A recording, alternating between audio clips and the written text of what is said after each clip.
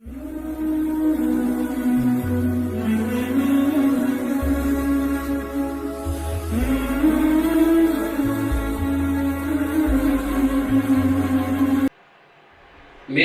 الله الرحمن الرحيم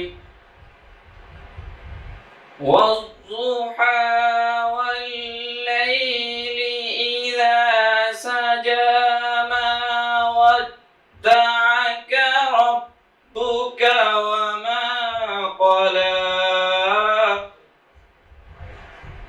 وللآخرة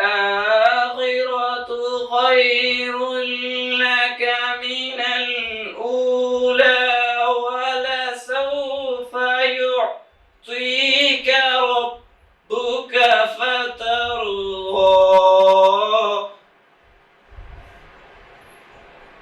ألم يجدك يتيما فآوى ووجدك ضالا فهدى ووجدك عائلا فأغنى فأما اليتيم فلا تقهر وأما السائل فلا تنهر وأما بنعمة ربك فحدث صدق اللہ العظیم۔ اب میں بلا تاخیر پروفیسر محمد عثمان بیگ صاحب کو ان کے خطاب کی طرف آتا ہوں اور انہیں مدعو کرتا ہوں کہ وہ اپنے خطاب سے پڑھیں۔ السلام علیکم ورحمۃ اللہ وبرکاتہ۔ نوجوان دوستوں سے گزارش ہے کہ اگر وہ آگے تشریف لے آئیں گے نا تو اس عمر میں اتنی تھکاوٹ نہیں ہونی چاہیے۔ جزاک اللہ۔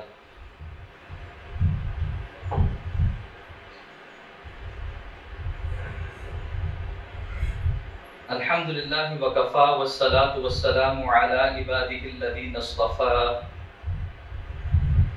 اما بعد فاعوذ باللہ من الشیطان الرجیم بسم اللہ الرحمن الرحیم وما خلقت الجن والانس الا لیعبدون وقال اللہ تبارک وتعالی یا ایہا الذین آمنوا اتقوا اللہ حق تقاتہ ولا تموتن الا وانتم مسلمون وقال اللہ تبارک وتعالی لقد كان لكم في رسول الله اسوة حسنة او كما قال اللہ تبارک وتعالی اللهم صل على محمد وعلى آل محمد كما صليت على إبراهيم وعلى آل إبراهيم إنك حميد مجيد اللهم بارك على محمد وعلى آل محمد كما باركت على إبراهيم وعلى آل إبراهيم إنك حميد مجيد رب اشرح لي صدري ويسر لي أمري واحلل عقدة من لساني يفقهوا قولي اللهم رب زدنی علما آمین یا رب العالمین۔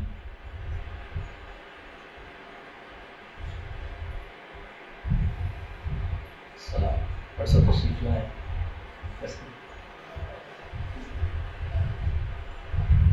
سب سے پہلے تو میں ایک اعتراف آپ کے سامنے کر لیتا ہوں کہ آج میں کوئی خطاب فرمانے کے لیے یا درس قرآن ارشاد فرمانے کے لیے نہیں آیا تھا۔ میرا یہاں آنے کا مقصد یہ تھا کہ یہ جو رمضان ہم نے گزارا ہے اس میں میں کچھ اپنے تاثرات آپ کے سامنے رکھوں اور آپ سے شیئر کروں اور ہم کچھ گفتگو کے انداز میں بات کریں، نہ کہ ایک روایتی قسم کا خطاب ہو جس میں میں بس کچھ بات کر کے کچھ آیتوں کا حوالہ دے کے یہاں سے اٹھ کے چلا جاؤں۔ لیکن یہ جو میرے سامنے ایک بندش لگا دی گئی کہ اس میں محتاط رہ کے گفتگو کرنی ہے، تو اب ظاہری بات ہے کہ جو بھی ذاتی تاثرات بھی ہوں گے وہ کافی محتاط قسم کے ہوں گے، لیکن کوشش میں کروں گا کہ یعنی آپ لوگوں کا جو آپ میرے سامنے بیٹھے ہیں ان کا زیادہ حق بنتا ہے، آپ سے کچھ براہ راست بات کی جائے، براہ راست گفتگو کی جائے۔ لیکن یہ جو رمضان ہم نے بسر کیا، رمضان کا مہینہ گزارا، چند لمحے رہ گئے نا، ہم سے رخصت ہونے کو ہے، اس پہ ہم اللہ کا جتنا بھی شکر ادا کریں وہ کم ہے کہ اللہ نے ہمیں زندگی میں ایک اور رمضان دے دیا اور ہمیں ایک اور موقع دیا کہ ہم اللہ کی طرف رجوع کریں، اللہ سے اپنا تعلق استوار کریں اور قرآن حکیم کے ساتھ دوبارہ سے ایک ٹوٹا ہوا تعلق بحال کریں۔ جیسے ابھی ہم نے ماہر القادری صاحب کی کتنی خوبصورت نظم سنی ہے، اصل میں ہمارا ہی قصہ ہے نا، یعنی ہم ہی نے قرآن حکیم کو جس طرح سے چھوڑا ہوا ہے تو اسی کا اظہار تھا جو بڑے خوبصورت انداز میں انہوں نے اس نظم میں کیا ہے۔ تو ایک موقع ملا کہ ہم اس کی تلاوت کچھ کریں اور تراویح کے اندر قرآن حکیم کی سماعت کریں، تو اس پہ اللہ کا شکر ہے۔ جس کو بھی اللہ نے یہ توفیق دی، اللہ تعالیٰ اس میں کوتاہیوں سے درگزر فرماتے ہوئے اپنی بارگاہ میں قبول فرمائے اور ہمارے لیے نجات کا ذریعہ بنائے۔ جیسا یہ بھی ہم نے پیغام حاصل کیا کہ قرآن حکیم کی تلاوت کرنا بہت اجر و ثواب کا کام ہے، لیکن قرآن حکیم کے نازل ہونے کا مقصد یہ نہیں ہے۔ قرآن حکیم کتاب ثواب نہیں ہے، قرآن حکیم کتاب ہدایت ہے۔ ہاں، جب ہم ہدایت حاصل کرنے کی غرض سے قرآن مجید کی تلاوت کریں گے، اس کو پڑھیں گے تو ثواب بھی حاصل ہوگا، یعنی مقصد کتاب ہدایت ہے۔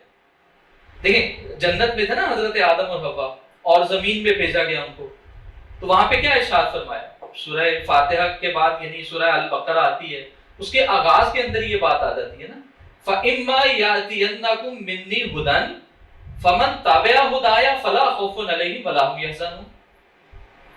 یعنی اللہ تعالیٰ نے دنیا میں بھیج دیا لیکن بے یار و مددگار نہیں چھوڑا۔ یہاں بھیجنے کے بعد مقصد کا تعین بھی کر دیا، راستہ بھی بتا دیا اور زاد راہ بھی دے دیا۔ لیکن تین بنیادی چیزیں ہیں نا، آپ کے سامنے منزل ہونی چاہیے کہ میں نے کہاں جانا ہے، آپ کو راستے کا علم ہونا چاہیے کہ اس راستے کے اوپر میں نے چلنا ہے، اور اس راستے کے اوپر چلنے کے لیے آپ کے پاس ذات راہ ہونا چاہیے۔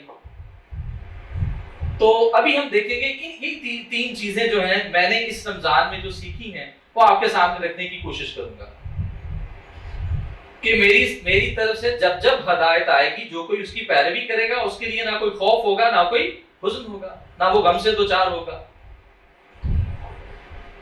تو قرآن حکیم کا جو بنیادی تعارف ہمیں قرآن حکیم کے آغاز میں ملتا ہے نا، وہ کیا ہے؟ ہدی للمتقین، یہ ہدایت ہے متقین کے لیے۔ ہدی للناس، یہ ہدایت ہے پوری کی پوری نوع انسانی کے لیے۔ یعنی اس پہلو سے اگر ہم دیکھیں تو قرآن حکیم، اس کی پہلی سورت کون سی ہے؟ سورۃ الفاتحہ، جس سے قرآن حکیم کا آغاز ہوتا ہے، اور آخری سورت کون سی ہے جس پہ قرآن مجید مکمل ہوتا ہے؟ سورۃ الناس۔ سورۃ الفاتحہ سے لے کے سورۃ الناس تک مکمل قرآن پاک ہمارے لیے کیا ہے؟ ہدایت کا سرچشمہ ہے۔ اس کی ہر آیت ہمارے لیے نور کی مانند ہے، روشنی کی مانند ہے، ہمیں راستہ دکھانے والی ہے۔ لیکن جیسے کلاس کے اندر احمد بھائی بھی پڑھاتے ہیں، انہیں تجربہ ہے کہ کلاس کے اندر کچھ طالب علم نالائق بھی ہوتے ہیں، یعنی میری طرح کے بھی کچھ طالب علم ہوتے ہیں کہ جن کو خلاصے کی ضرورت پڑتی ہے، یعنی وہ بہت زیادہ باتوں کو نہیں سمجھ پاتے تو وہ کیا کہتے ہیں، مجھے بات کا کیا مل جائے؟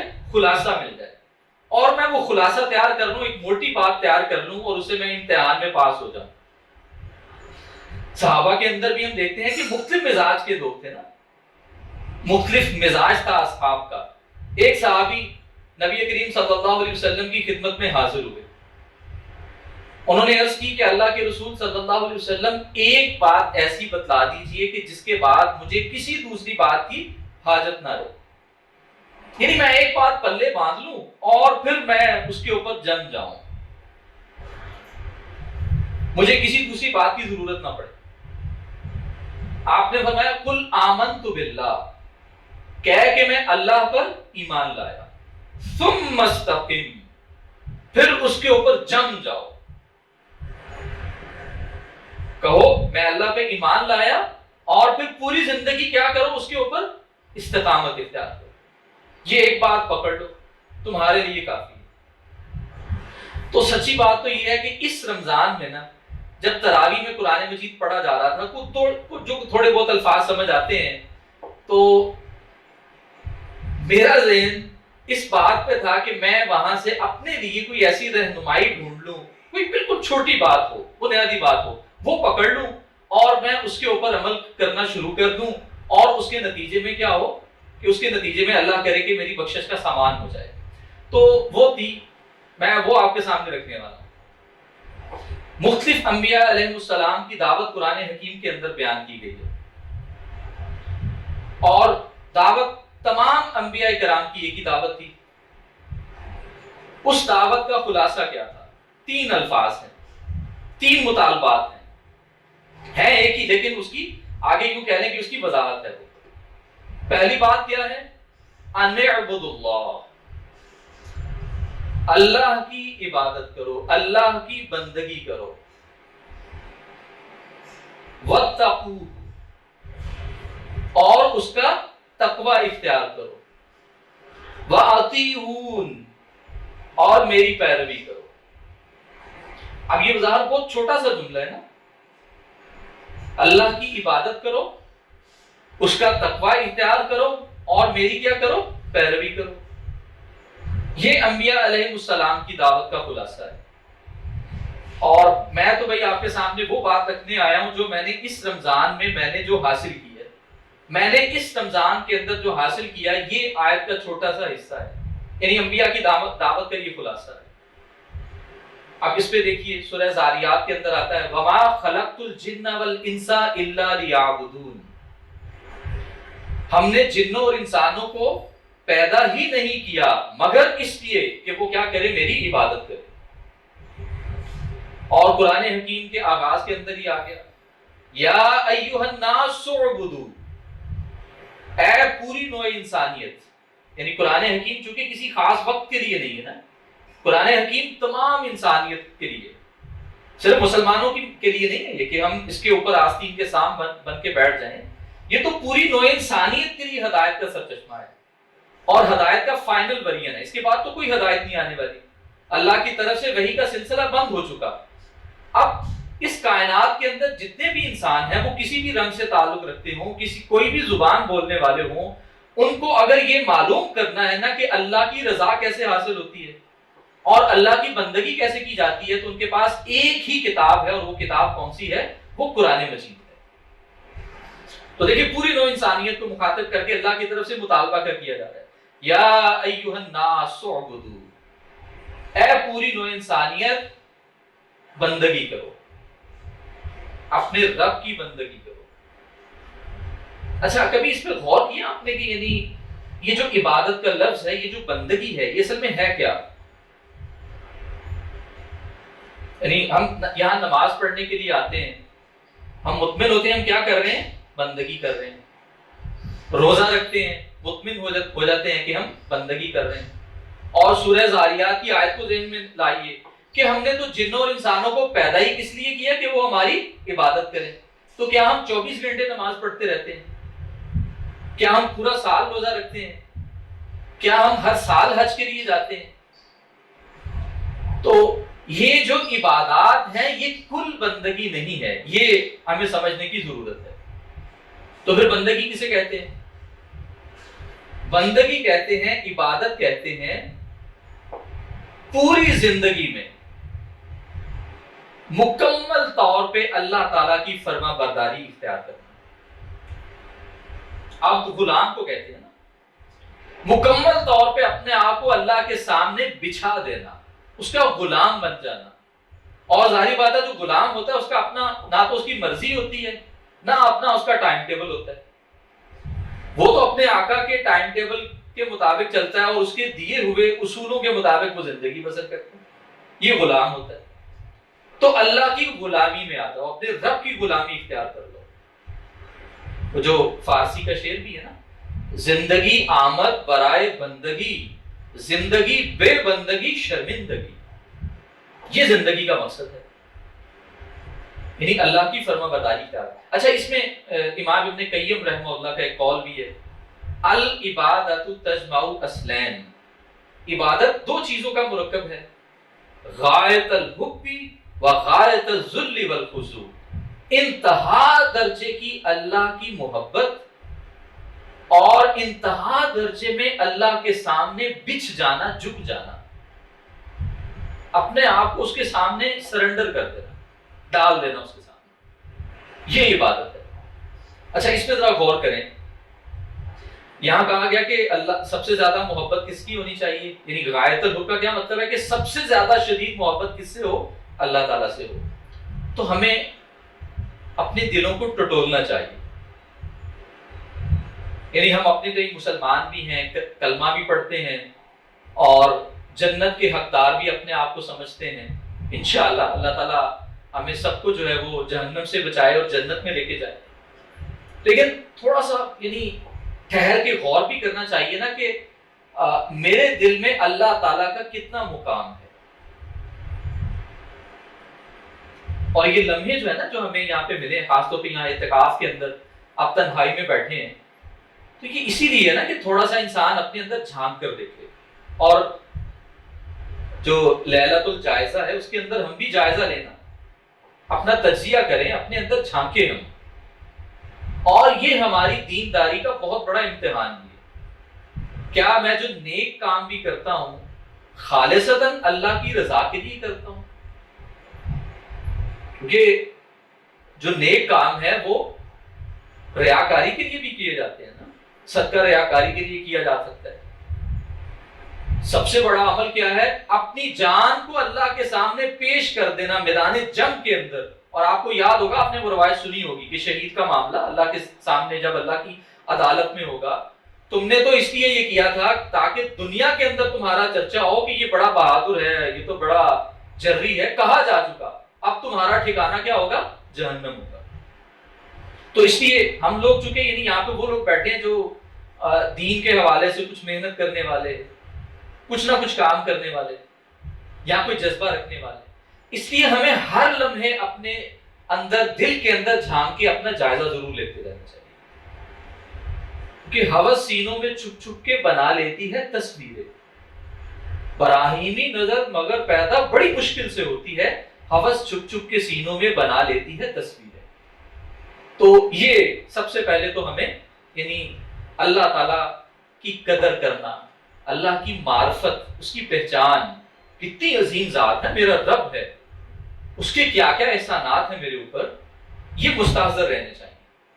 اسی سے دیکھیں ایک اللہ کے ساتھ ایک تعلق بنے گا، یہ اللہ سے تعلق کے بغیر دینداری کا کوئی تصور نہیں ہے، بڑی معذرت کے ساتھ۔ اگر اللہ کے ساتھ ہمارا ذاتی تعلق نہیں ہے نا، اور دل کے اندر کوئی کیفیت نہیں ہے اللہ کے نام کے ساتھ پیدا ہوتی، تو ہمیں کیا کرنا چاہیے؟ اپنی دینداری کا جائزہ لینا چاہیے، ورنہ پھر کیا ہوگا؟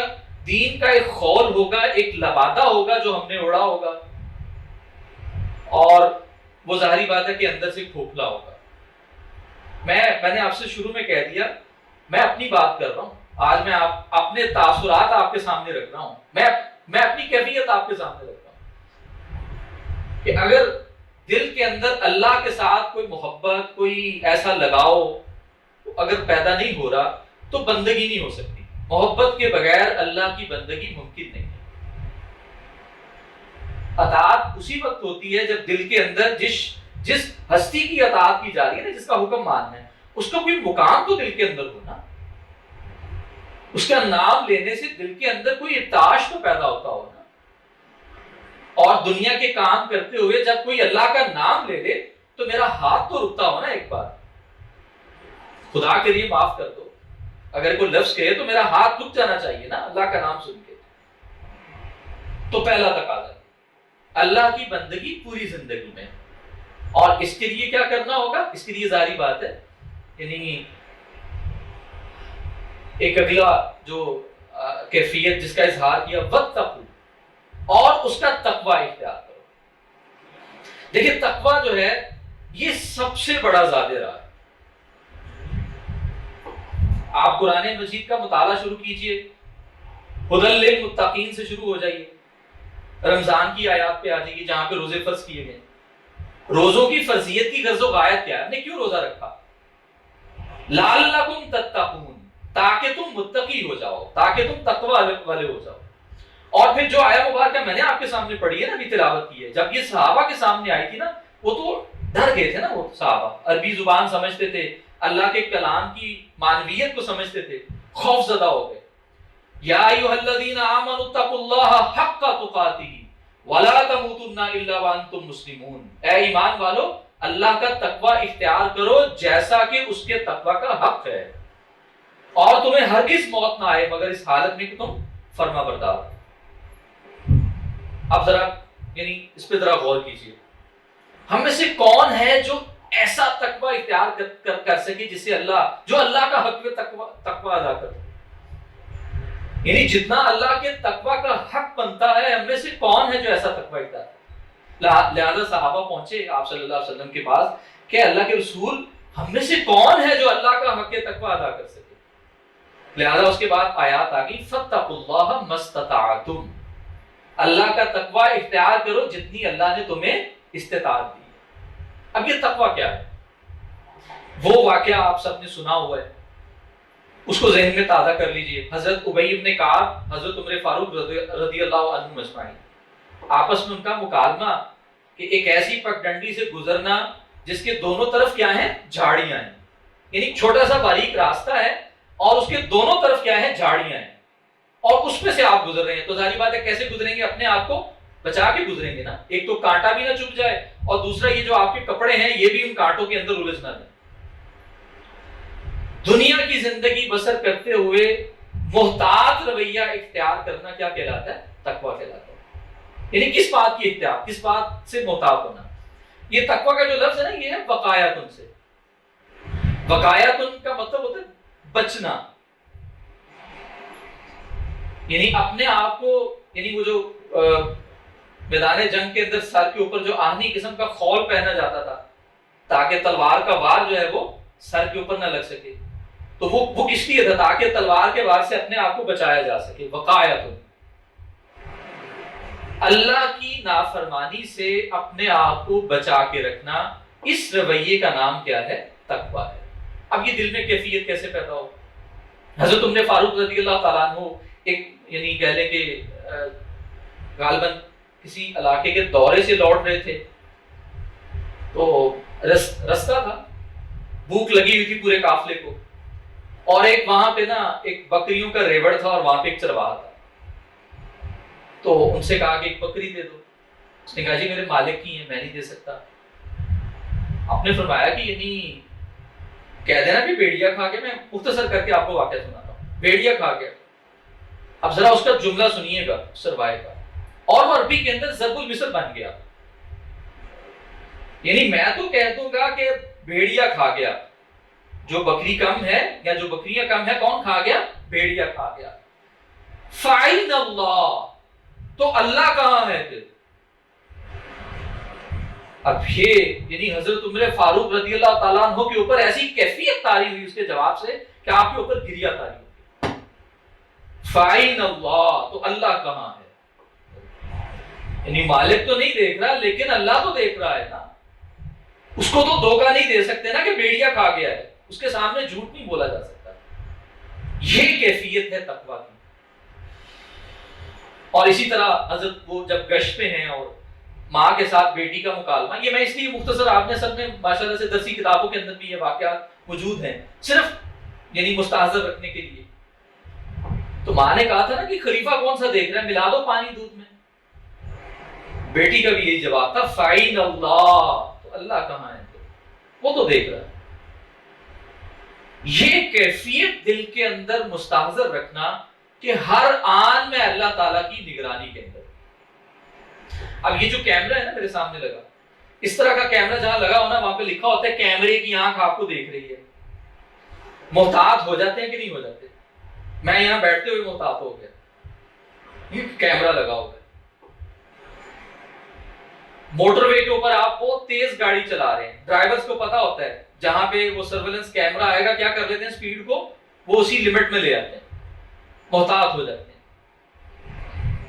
اب دل کے اندر جب یہ کیفیت بیدار ہو جائے گی کہ ہر آن اللہ کی نگہبانی میں ہے، اس کی نگرانی کے اندر ہے، یہ کیفیت اصل میں کیا ہے تقویٰ کی، اور یہ مطلوب ہے۔ یہ ہمارے لیے سب سے بڑی زیادہ ہے، اور روزے کی جو عبادت ہے اس کا حاصل بھی ہے نا، وہ رکوع جہاں پہ ختم ہوتا ہے نا، تو تقویٰ کا اور روزے کا جو حاصل ہے نا وہ بتا دیا گیا، وہ ہے اکل حلال، حلال روزی، حرام سے بچنا۔ روزے کی مشق ہمیں یہ کروائی گئی ہے کہ ایک ماہ کے لیے اپنے آپ کو حلال سے روک لو۔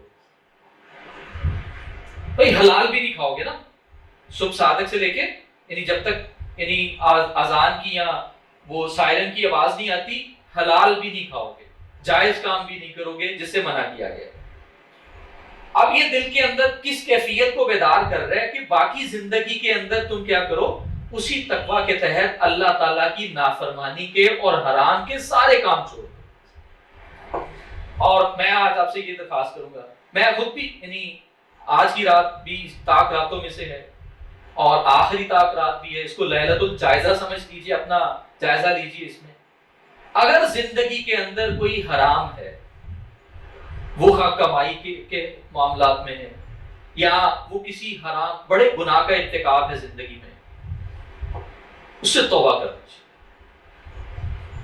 کلکم بنی آدم خطاؤن وخیر الخطائین توابون، سارے بنی آدم خطا کار ہیں، لیکن سب سے اچھے خطا کار کون سے ہیں؟ جو کہ اللہ سے توبہ کر لیتے ہیں۔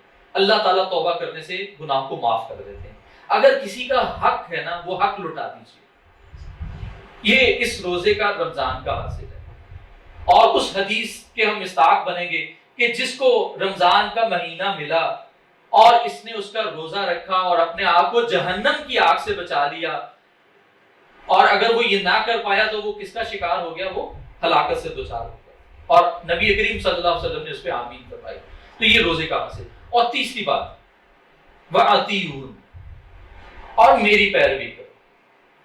دیکھیں آج کل جو ہے نا وہ چونکہ بہت زیادہ انفارمیشن کا دور ہے، میرے سامنے نوجوان دوست بیٹھے ہیں، سوشل میڈیا سے وابستہ ہوتے ہیں، اور سوشل میڈیا کے ذریعے سے میں ایک دن بیٹھ کے سوچ رہا تھا، میں جب بھی فیس بک آن کرتا ہوں نا، ظاہری بات ہے کہ یعنی میں چونکہ کتاب کے ساتھ خاصی محبت رکھتا ہوں، اپنا گھر کے اندر ذاتی میں نے کہہ لیں کہ کتابوں کا اچھا خاصا ذخیرہ جمع کر رکھا ہے۔ میں نے جب بھی کچھ پڑھنا ہو نا، میں کتاب سے پڑھتا ہوں، فیس بک سے نہیں پڑھتا۔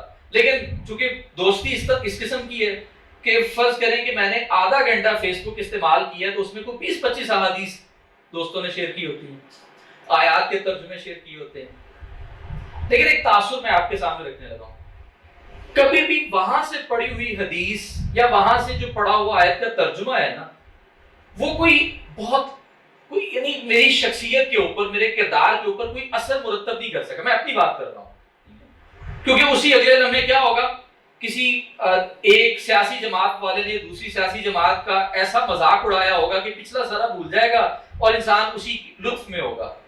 آگے پھر ایک اور سیاسی بات ہوگی، کوئی لطیفہ آ جائے گا، کوئی شاعری آ جائے گی، اور پھر اسی طرح سے امت مسلمہ میں سے کسی بات کا تذکرہ ہوگا۔ یعنی کچھ سمیٹری نہیں ہے۔ ہمارا جو ذہن ہے نا، وہ کسی ایک بات کے اوپر مرتکز نہیں ہو پاتا۔ اور پھر ایک اور بڑی معذرت کے ساتھ میں یہ جو کلپ کلچر ہے نا، اس سے بڑی مجھے چڑ ہوتی ہے۔ بھئی ایک عالم ہے، انہوں نے 2 سے 3 گھنٹے یا 1 گھنٹہ بات کی ہے، ان کے سامنے ایک آڈینس کے انہوں نے ایک بات کی، اس میں ظاہری بات ہے کبھی وہ تھوڑا سا یعنی ماحول کو بہتر بنانے کے لیے کبھی کو لطیفہ بھی سنا دیتے ہیں تاکہ ماحول ذرا بہتر ہو جائے، کبھی کو شعر سنا دیا۔ اب ہم کیا کرتے ہیں، اپنی چوائس کا اس میں سے 2 سے 3 منٹ کا کلپ نکال کے اس کو کیا کرتے ہیں، اس کو وائرل کرتے ہیں۔ اس سے ہو کیا رہا ہے؟ اس سے ہو یہ رہا ہے کہ ہمارا جو نوجوان طبقے کا دینی مزاج ہے نا، یا دین سیکھنے کا جو طریقہ ہے، وہ کرپٹ ہوتا جا رہا ہے۔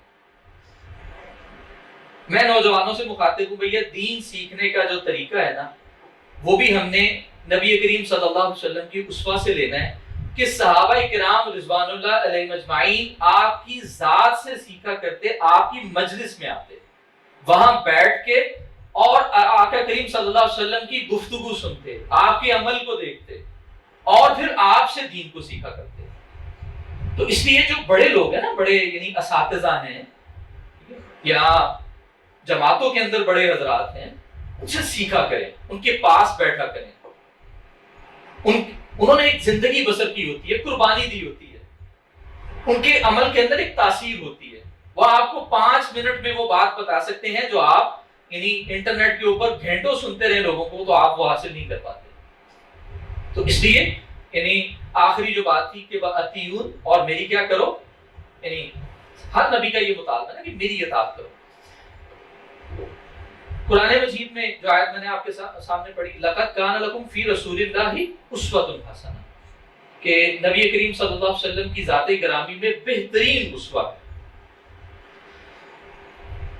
آپ کی فرما برداری میں آنے کے لیے، آپ کی اطاعت کے لیے سب سے پہلا اور بنیادی کام جو درکار ہے وہ یہ ہے کہ آپ صلی اللہ علیہ وسلم کی شخصیت کے ساتھ ہمارے تعلق کی نوعیت کیا ہے۔ کیا محبت کے کوئی جذبات ہیں دل کے اندر؟ کیا جب ہم درود پڑھتے ہیں تو زبان کے اندر کوئی مٹھاس بھی آتی ہے وہ نام لینے سے، درود پڑھنے سے؟ آقا کریم صلی اللہ علیہ وسلم کی محبت جو ہے یہ ایمان کا لازمی جز ہے اور اطاعت کے لیے شرط لازم ہے۔ آپ نہیں کر سکتے نا اطاعت، لیکن صحابہ کیا کرتے تھے، محبت ہوتی تھی تو ایک صحابی تشریف لائے، اس حال میں دیکھا کہ آپ کا یہ جو اوپر والا بٹن ہے نا یہ کھلا ہوا تھا۔ اب آپ نے تو حکم نہیں دیا نا کہ سارے اپنے بٹن کھول لو، لیکن بس اس کیفیت میں دیکھا، محبت کے جذبات سے ساری عمر جو ہے وہ اس کو کبھی بند نہیں کیا۔ حضرت عبداللہ بن عمر رضی اللہ تعالیٰ عنہ اس جگہ سے گزرے جہاں کبھی وہ آپ کے ساتھ گزرے تھے، تو وہی کام کیے جیسا کہ آپ جہاں آپ نے استراحت فرمائی وہاں وہ بھی آرام کرنے کے لیے بیٹھ گئے۔ یہ کیا تھا کہ سب سے پہلے نبی کریم صلی اللہ علیہ وسلم کی ذات کی محبت اور آپ کے ساتھ ایک شعوری تعلق۔ لیکن معذرت کے ساتھ ہمارے مسلمانوں کے ہاں جذباتیت کی سطح کے اوپر ہمارا بڑا اچھا تعلق، یعنی ذرا بھی الحمدللہ یہ بہت یعنی قیمتی کیفیات ہیں ہمارے دلوں کے اندر جو موجزن ہے کہ دنیا کے کسی کونے کے اندر اگر آپ کی ناموس کے حوالے سے بھی یعنی کوئی گستاخی کا مرتکب ہوتا ہے تو مسلمانان پاکستان یا مسلمانان عالم جو ہے وہ اس کو برداشت نہیں کر پاتے، ہم ایک جذبات کا اظہار کرتے ہیں۔ لیکن آپ صلی اللہ علیہ وسلم کی ذات کے ساتھ جو تعلق ہے وہ جذباتی کے ساتھ ساتھ جو ہے وہ شعوری بھی درکار ہے۔ شعوری تعلق استوار ہوگا تب ہم آپ کے راستے کے اور آپ کی اسوہ کی پیروی کی کوشش کریں گے۔ دیکھیں آپ کی زندگی کا سب سے بڑا مقصد کیا ہے، کیسے پتا چلے گا؟ آپ کی سیرت سے پتا چلے گا نا کہ آپ نے کیا کام کیا تھا۔ دعوت دین اور اقامت دین، لوگوں کو اللہ کی طرف، اللہ کے دین کی طرف بلانا اور اللہ کے دین کو تمام ادیان کے اوپر غالب کرنا، یہ کیا تھا؟ آپ صلی اللہ علیہ وسلم کا مقصد تھا، اور آپ کی پوری زندگی جو ہے وہ اس کی اب یہ رستہ کیسے واضح ہوگا؟ جب ہم شعوری طور پر آپ صلی اللہ علیہ وسلم کی سیرت پڑھیں گے۔ ٹھیک ہے، میں یہاں پہ کچھ چھوٹی سی گزارشات آخر میں۔ پہلی بات یہ ہے کہ ہم جتنے یہاں بیٹھے ہیں کم از کم یعنی بہت سے ماشاءاللہ اس کے اوپر عمل پیرا ہیں، لیکن ہم کیا کر رہے ہیں؟ اپنے سبق کو دہرا رہے ہیں، اور خاص طور پہ نوجوان دوست اپنا ذاتی قرآن حکیم کے ساتھ تعلق قائم کیجیے، عربی زبان سیکھیے، قرآن حکیم کو ترجمے سے پڑھیے اور روزانہ پڑھیے، تلاوت بھی کیجیے اور ساتھ میں ترجمہ بھی پڑھیے، اور پھر پوچھیے جہاں مشکل پیش آتی ہے، جو آپ کے سینئرز ہیں ان سے پوچھیے کہ یہاں مشکل پیش آ رہی ہے۔ یہ اس رمضان کے اندر آپ نے ارادہ باندھنا ہے کہ انشاءاللہ العزیز اس رمضان کا حاصل یہ ہے کہ میں اپنا مستقل تعلق اس کے ساتھ استوار کروں گا، قرآن مجید کے ساتھ استوار کروں گا۔ اپنا مصحف لیجیے، ترجمے والا لیجیے، اس کو روزانہ پڑھیے، 5 آیتوں کا نصاب مقرر کر لیجیے، روزانہ 5 آیتیں پڑھوں گا، روزانہ 1 رکوع پڑھوں گا، مستقل مزاجی کے ساتھ اس کے اوپر عمل کیجیے۔ دوسری بات، سیرت کی کوئی ایک کتاب لے لیجیے، چھوٹی کتابیں بھی ہیں۔ میں یہ اسی رمضان کے اندر میں نے عنایت اللہ سبحانی صاحب کی جو کتاب ہے نا محمد عربی صلی اللہ علیہ وسلم، وہ پڑھنی شروع کی۔ ماشاءاللہ بالکل مختصر سی کتاب ہے، لیکن کیا خوبصورت انداز ہے لکھنے کا۔ کوئی کتاب لے لیجیے، الرحیق المختوم ہے مولانا صفی الرحمان مبارک پوری کی، چھوٹی کتاب لے لیجیے، بڑی کتاب لے لیجیے، سیرت سرور عالم صلی اللہ علیہ وسلم ہے سید ابو العلا مودودی رحمہ اللہ کی 2 جلدوں کے اندر، کوئی جو کتاب آپ کو کہہ لیں کہ آپ اپنے لیے مناسب لے لیجیے، اس کو مستقل اپنی زندگی کا حصہ بنا لیجیے۔ آپ صلی اللہ علیہ وسلم کے اسوہ حسنہ کی پیروی آپ کی سیرت کو جانے بغیر نہیں ممکن، یعنی ہو نہیں سکتی۔ اس لیے آپ صلی اللہ علیہ وسلم کی سیرت سامنے ہوگی تبھی ہم اپنی زندگی کا اس کے ساتھ تعلق استوار کر سکیں گے نا۔ آپ کے شب و روز کیسے گزرتے تھے، کس کام کی مشقت میں مبتلا تھے، آپ روتے کس لیے تھے، راتوں کو بیدار کس مقصد کے لیے رہتے تھے، دعاؤں میں کیا مانگتے تھے اللہ تعالیٰ سے، اور وہ کیا کیفیات تھی جو آپ کی تھی، اور ہم سے کیا مطالبہ ہے آپ صلی اللہ علیہ وسلم کا۔ شاید میں وقت زیادہ لے گیا ہوں، لیکن میں آج اس تھا کہ کیفیت میں کیا آپ کے سامنے کو کھل کے بات کی جائے، یعنی وہ صرف جو ہے نا وہ کوئی خطاب کی طرح کا معاملہ نہ رہ جائے، یعنی بالکل ہم ایک کلاس روم انوائرمنٹ کے اندر آ کے اور میں آپ کے سامنے ذرا دو بدو باتیں کروں۔ تو اس رمضان میں یعنی جو باتیں میں نے اخذ کی سیکھی یعنی وہ میں نے آپ کے سامنے رکھی ہیں، یعنی میں نے یہ 3 اصول جو ہے وہ قرآن مجید کی بس ایسے جب تراویح کے اندر جیسے ہی وہ آیا مبارکہ پڑھی اور وہ جیسے وہ آیا مبارکہ یہاں ذہن میں وہ ایک اصول کے طور پہ چپک گئی کہ اللہ کی بندگی اور اس کے تقویٰ کی کیفیت کے ساتھ، اور راستہ کون سا ہوگا، وہ نبی کریم صلی اللہ علیہ وسلم کا ہوگا۔ دیکھیے تینوں باتیں اس کے اندر ہے، منزل کیا ہے، مقصد کیا ہے۔ زندگی کا مقصد ہے اللہ کی بندگی کرنا، اس کے لیے راستہ کون سا ہے، وہ ہے اسوہ حسنہ، لقد کان لکم فی رسول اللہ اسوۃ حسنہ، نبی کریم صلی اللہ علیہ وسلم کے اسوہ حسنہ کی پیروی کا راستہ۔ چلنے کے لیے زیادہ راہ کیا ہوگا، وہ ہے تقویٰ کی کیفیت۔ انشاءاللہ العزیز، انشاءاللہ العزیز اللہ تعالی ہمارا جو ہے وہ مددگار ہوگا، ہمارے لیے اس راستے کو آسان کرے گا۔ یعنی اگر ہم اس راستے کے اوپر یعنی ارادہ باندھ کے چلیں گے تو اللہ تعالیٰ ہمارے لیے راستے کھولے گا۔ ہم قدم تو اٹھائیں نا، اس کی طرف بڑھے تو صحیح، اس کی طرف رجوع تو کریں، اپنا تعلق تو بنانے کی کوشش کریں اللہ سے۔ تو یہ جو ہے وہ یعنی کہہ لیں کہ ٹوٹی پھوٹی کچھ گزارشات تھی جو میں نے آپ کے سامنے رکھی تھی۔ اللہ تعالیٰ مجھے بھی ان پہ عمل کرنے کی توفیق دے، اور آپ سب حضرات سے بھی یہ گزارش ہے، خاص طور پہ نوجوانوں سے یہ گزارش ہے کہ قرآن مجید سے اور سیرت سے اپنا تعلق جو ہے وہ مضبوط کیجیے۔